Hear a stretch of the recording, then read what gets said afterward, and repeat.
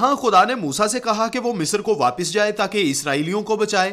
موسیٰ نے خدا سے پوچھا میں وہاں جا کر کیا بتاؤں کہ مجھے کس نے بھیجا ہے تاکہ وہ مجھے پہچانے، اور بے شک جو نام موسیٰ کو دیا گیا وہ یہی نام یہوہ نام تھا۔ چنانچہ موسیٰ اس نام کے بارے میں جان گیا، اور ابراہم بھی اس نام سے واقف تھا۔ یہ وہ نام نہیں جو پہلی صدی مسیحی میں ایجاد ہوا، بلکہ یہ وہی جس کا ذکر ہم کر رہے ہیں، جس کے شواہد قبل از مسیح میں بھی ملتے ہیں۔ اب میں مزید آپ کے سامنے کچھ بیان کرنا چاہتا ہوں۔ ہم اس وقت برٹش میوزیم میں ہیں، اور برٹش میوزیم ایک ایسی جگہ ہے جہاں ہم بائبلی متن کو گہرے طور پر جان سکتے ہیں، اور اگر آپ میرے ساتھ شامل ہوتے ہیں تو اس آئینے میں آپ کو داؤد کی کہانی صحیح سمجھ آئے گی، آپ کو داؤد کے بیٹے سلیمان کی کہانی سمجھ آئے گی، آپ جان جائیں گے کہ کس طرح اسرائیلی سلطنت 2 حصوں میں تقسیم ہوئی، اور یہ بھی کہ یہ ایک تاریخی واقعہ ہے۔ برٹش میوزیم کرتا کیا ہے؟ یہ ہماری کہانیوں کو خاکوں کی صورت میں دیوار پر آویزاں کرتا ہے۔ ہم بائبلی کردار سلمنسر کو دیکھتے ہیں جس کے بارے میں ہم ذکر کرنا چاہیں گے، پھر ہم سنہیرب کو دیکھتے ہیں۔ جب ہم یوں تاریخی شخصیات کو دیکھتے ہیں تو ہم اس نتیجے پر پہنچتے اور شہادت دیتے ہیں کہ بائبل مقدس معتبر اور صداقت پر مبنی ہے۔ بائبل مقدس تاریخی کتاب ہے۔ یہی وجہ ہے کہ برٹش میوزیم بائبلی کہانیوں کو تصویروں کی صورت میں دیوار پر آویزاں کرتا ہے، اور مجھے اس بات کی خوشی ہے کہ اگلے چند سالوں میں ہم اپنی کہانیوں کو کتبوں کی صورت میں برٹش میوزیم کی دیوار پر دیکھیں گے۔ یہ تختیاں ہمیں کیا بتاتی ہیں؟ جی ہاں، اس کے بارے میں جیسپر کہتا ہے کہ جب ہم سائنسدانوں فلاسفروں کو دیکھتے ہیں تو ہم ان کی مانند عظیم مفکر بن جاتے ہیں۔ جیسا وہ علم کی بلندیوں کو چھوتے ہیں ہم بھی ان کی مانند ہو جاتے ہیں، تھیالوجین بن جاتے ہیں۔ یہ وہ کتبے ہیں جنہیں ہم میوزیم میں دیکھتے ہیں۔ ان کے بارے میں ہم پہلے بھی بات کر چکے ہیں۔ جب ہم ان لوگوں، جگہوں، واقعات اور زمانوں کا حساب لگاتے ہیں تو یہ ہمیں تواریخی حقیقتوں سے روشناس کراتے ہیں۔ میوزیم ہماری تاریخی کہانیوں کو دیوار پر آویزاں کر دیتا ہے۔ اس سے میں بڑا خوش ہوتا ہوں، اور امید کرتا ہوں کہ میری طرح آپ بھی خوش ہوں گے۔ میں امید کرتا ہوں کہ اس سے آپ کی حوصلہ افزائی ہوئی ہے، کیونکہ مجھے بھی بہت حوصلہ ملا ہے۔ غور کریں کہ برٹش میوزیم بائبلی مواد کو اس قدر اہمیت دیتا ہے جس سے ہیپیرو جیسے ناموں کی پہچان میں مدد ملتی ہے، اور یہ کہ کنانی ہی بائبلی عبرانی ہیں۔ وہ ہماری کہانیوں کو اس قدر اہمیت دیتے ہیں کہ انہیں میوزیم کی دیواروں پر آویزاں کر دیتے ہیں، اور مجھے یقین ہے کہ اس سے بڑھ کر بھی وہ کچھ کریں گے۔ اب ہم آگے کس زمانے کی بات کریں؟ آپ 9ویں صدی قبل از مسیح کے بارے میں کیا خیال کرتے ہیں؟ 9ویں صدی قبل از مسیح میں ہم اسوری دور حکومت میں داخل ہو رہے ہیں۔ اس کے بعد ہم بابلی دور سلطنت میں داخل ہو جائیں گے، پھر فارسی دور حکومت میں داخل ہو جائیں گے جو آپ کے آباء و اجداد ہیں، اور پھر مادی دور حکومت میں داخل ہو جائیں گے۔ اس سارے مواد کی ترتیب ہمارے پاس موجود ہے، اور یہ بڑی خوشی کی بات ہے کہ یہ سب کچھ برٹش میوزیم میں موجود ہے، اور اس سارے مواد کو دیکھنے کے لیے برٹش میوزیم دنیا میں بیسٹ جگہ ہے جہاں ان سب کے متعلق معلومات موجود ہیں۔ برٹش میوزیم نے بہت سے مقامات کے متعلق گراں قدر معلومات فراہم کی ہیں، جیسے مشہور زمانہ اسور، نمرود، بلاوات، خرسبات اور نینوا وغیرہ۔ آئے ہم برٹش میوزیم میں واپس چلیں، ہم دیکھیں کہ وہ اسرائیلی بادشاہ آخز، یاہو اور حزقیاہ وغیرہ کے بارے میں کیا کہتے ہیں، کیونکہ یہ ہمارے لیے نہایت دلچسپی کا باعث ہے، جو کہ میوزیم میں سب کچھ ایک بلڈنگ میں موجود ہے۔ اب ہم اسوری دور حکومت میں داخل ہو گئے ہیں جس کا تعلق 9ویں، 8ویں اور 7ویں صدی قبل از مسیح سے ہے۔ اب ہم اس زمانے کی طرف دھیان دیں گے جس کے بارے میں کتبے بھی ہمیں بتاتے ہیں، اور اسوریوں کے زمانے کے بارے میں پہلے اور دوسرے سلاطین اور پہلی اور دوسری تواریخ کی کتابوں میں اس کا ذکر ملتا ہے۔ ہم دیکھیں گے کہ بائبل میں کہاں کہاں یہ واقعات باہم جڑے ہوئے ہیں۔ یہ ضروری ہے کہ آپ سمجھ سکیں کہ وہ تمام مواد جسے ہم دیکھ رہے ہیں ان عظیم بادشاہوں کے بارے میں ہے۔ یہ کتبے نہایت قیمتی ہیں کیونکہ یہ ان بادشاہوں کی فتوحات کا ذکر کرتے ہیں۔ یہ تاریخی حقائق کی کہانی کو ان کے اصل انداز سے بیان کرتے ہیں۔ یہ کیوں اہم ہے؟ آئیے ہم ان کتبوں کو دیکھیں تاکہ ہم اپنی کہانی کا آغاز کریں۔ ہم اسوری زمانے کا ذکر کرتے ہیں جس کا تعلق 9ویں، 8ویں اور 7ویں صدی قبل از مسیح سے ہے۔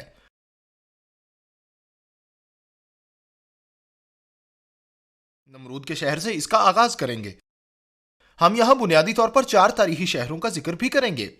اسور جو آج کل عراق کا جنوبی حصہ ہے، ہم ایک اور شہر کا ذکر کریں گے جس کا نام بلاوت ہے، اور پھر خورسباب کا ذکر کریں گے اور نینوا پر اس کا اختتام کریں گے۔ آئے ہم نمرود سے اس کا آغاز کرتے ہیں۔ پہلے ہم بادشاہ سلمنسر سوم کا بھی ذکر کرتے ہیں۔ اس کا زمانہ 859 سے 824 قبل از مسیح ہے۔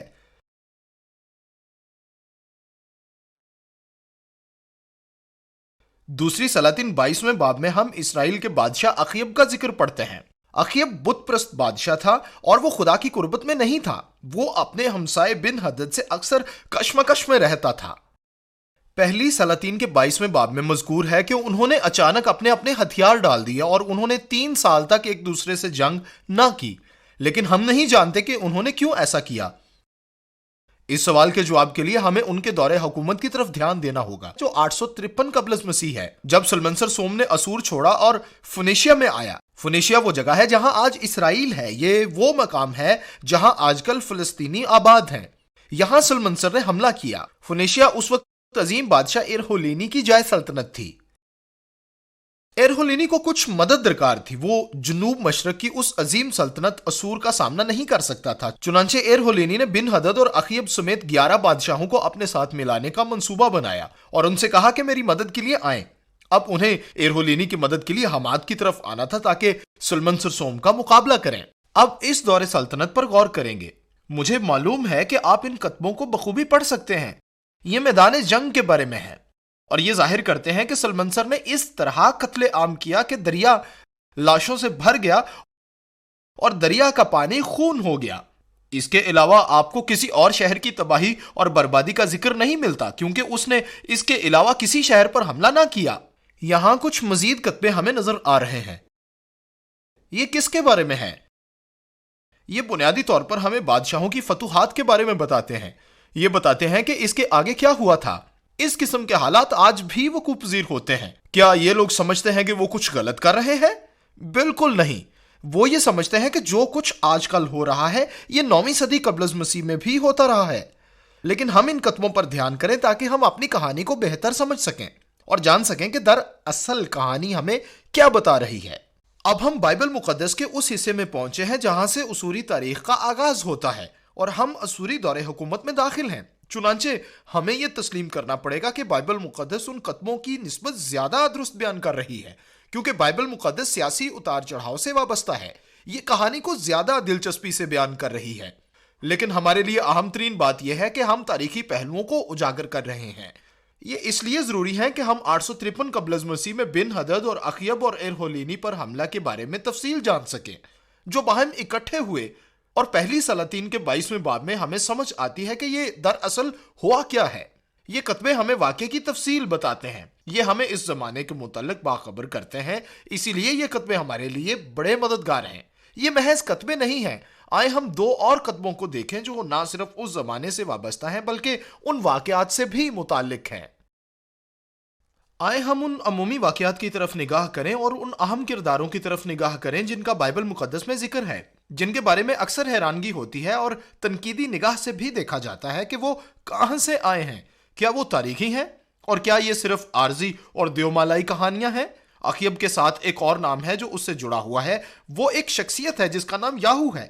یاہو ایک سپاہ سالار تھا، اس کے بارے میں ہم دوسری سلاطین 9ویں باب اور 10ویں باب میں پڑھتے ہیں۔ اخیب ایک بت پرست بادشاہ تھا۔ جب اخیب مر جاتا ہے تو مرد خدا الیشا یاہو کے پاس جاتا ہے اور اسے کہتا ہے کہ وہ اخیب کے گھرانے کو تباہ کر دے اور خود بادشاہ بن جائے، جو کہ وہ کر دیتا ہے۔ اور جب وہ سلطنت سنبھالتا ہے تو ایک دلچسپ کام کرتا ہے، وہ 841 قبل از مسیح میں سلمنسر سوم کو خراج دیتا ہے۔ آئیں اس کتبے پر نگاہ کریں، یہ اکیلا سلمنسر کے سامنے جھک رہا ہے۔ اس سے ثابت ہوتا ہے کہ یاہو ایک تاریخی شخصیت ہے جس کا ذکر بائبل مقدس میں بھی ہے۔ غور کریں کہ یہ کتبے کئی طریقوں سے ہمارے لیے مددگار ہیں۔ ہمیں پتہ چلتا ہے کہ یاہو ایک تاریخی شخصیت ہے اور بائبل مقدس بالکل درست ہے۔ اس کے بعد یہ سلمنسر سوم کا ذکر کرتے ہیں اور پھر نمرود کا۔ کتبے میں سلمنسر سوم کا زمانہ 841 کاف میم ہے اور یہ بالکل وہی زمانہ ہے جو بائبل بیان کرتی ہے۔ یہ اس کا صحیح نام اور صحیح جگہ بیان کرتی ہے اور یہی ہم جاننا چاہتے تھے۔ پس واضح ہو جاتا ہے کہ جس واقعے کا ذکر ہم کر رہے ہیں اس کا تعلق 9ویں صدی کاف میم سے ہے۔ کیا آپ کچھ اور جاننا چاہتے ہیں؟ یاد رکھیں کہ سلمنسر سوم نے نمرود کا شہر تعمیر نہیں کیا تھا۔ آئے ہم تیسری شخصیت کے بارے میں دیکھیں۔ سلمنسر سوم نے نمرود کا شہر تعمیر نہیں کیا تھا، لیکن وہ یہ ضرور چاہتا تھا کہ کوئی ایسا شہر تعمیر کرے جو اس کے اپنے نام سے یاد کیا جائے۔ چنانچہ اس نے ایک عالی شان محل تعمیر کروایا جس کا نام اس نے بلاوت رکھا۔ کیا آپ جانتے ہیں کہ بلاوت کیسا نظر آتا ہے؟ ان تصویروں میں دیکھیں تو اب یہ بالکل کھنڈر کا سما پیش کرتا ہے۔ اب یہ صحرا کی دنیا کا حصہ بن گیا ہے جو کہ شام اور جارڈن اور عراق سے بھی ملتا ہے۔ جب ایک ماہر آثار قدیمہ کھدائی کی تہوں کو دیکھتا ہے تو وہ جان لیتا ہے کہ ان تہوں کے نیچے شہر آباد تھے جو زلزلوں یا جنگ و جدل کے باعث برباد ہو گئے۔ ان کے بعد کچھ اور لوگ وہاں آ کر آباد ہوئے جنہوں نے اس کے اوپر اور شہر آباد کر لیے، اور یوں بار بار یہ عمل ہوتا رہا اور وہ اپنے پیچھے دریافتیں یا قطبے چھوڑ گئے۔ اب ماہر آثار قدیمہ ان شہروں کی طرف رجوع کرتا ہے، اور جیسا کہ آپ اس تصویر میں دیکھ سکتے ہیں وہ مختلف تہوں کی کھدائی کر رہا ہے، اور وہ 9ویں سے 8ویں صدی کافمیم تک کی چیزیں دریافت کر لیتا ہے، تو اس تصویر جیسی چیزیں دریافت ہوتی ہیں، جیسا کہ آپ اس تصویر کو میری ایک طرف دیکھ رہے ہیں۔ یہ وہ تصاویر ہیں جو اس دور یا صدی سے متعلق ہیں جنہیں کھدائی کے دوران دریافت کیا گیا۔ یہ کانسی کی بنی ہوئی ہیں، یوں میوزیم نے ہمارے لیے معلومات کا ایک بہت بڑا دروازہ کھول دیا ہے۔ برٹش میوزیم نے اس دروازے کو کھول کر نئی دریافتوں کے لیے ہماری بڑی مدد کی ہے۔ ان کتبوں میں دروازوں کے نمونے کندھا ہیں۔ یقیناً ہم آج اپنے مقاصد کے لیے ان لٹکتی ہوئی تصاویر کو دیکھتے ہیں، ہم ان تصاویر کے مجموعے کو بھی دیکھتے ہیں۔ اس تصویر میں دیکھیں جس میں کئی سپاہی سلمنسر سوم کے پاس آ رہے ہیں تاکہ اسے خراج دیں، اور یہاں وہ کھڑا ہے۔ اور اس تصویر میں دیکھیں کہ ان سپاہیوں کے ہاتھ پیچھے بندھے ہوئے ہیں، وہ اس وقت میدان جنگ سے لائے ہوئے جنگی قیدی ہیں۔ یہ ایرولینی بادشاہ کے سپاہی ہیں جنہیں اسیر کر کے لایا گیا ہے۔ ان سپاہیوں کا تعلق حماد سے ہے، جن کا تعلق 853 کافمیم سے ہے، جنہیں ہم نے اس پہلے کتبے میں دیکھا ہے۔ کیا اب جان سکتے ہیں کہ یہ کیوں اہم ہے؟ کیونکہ اب تک ہم نے 3 اہم کتبوں کو دیکھا ہے جو مختلف واقعات کا اظہار کرتے ہیں، جو 9ویں صدی کے وسط میں وقوع پذیر ہوئے، اور جن سے پہلی سلاطین کے 22ویں باب اور دوسری سلاطین کے 9ویں اور 10ویں باب کو سمجھنے میں مدد ملتی ہے۔ 2 مختلف شہروں کے متعلق 3 کتبے ہمیں پہلی اور دوسری سلاطین کو سمجھنے میں مدد دیتے ہیں۔ اس قسم کے کتبے ہمیں مقامات، نام، واقعات اور زمانوں کو سمجھنے میں مدد دیتے ہیں۔ یہ انتہائی بہترین مواد ہے۔ یہ نہ صرف بائبل مقدس کی صداقت کو سمجھنے میں معاون ہے، بلکہ یہ ظاہر کرتا ہے کہ جب ہم واقعات کا بیان کرتے ہیں تو اس حقیقت کو قبول بھی کر سکتے ہیں۔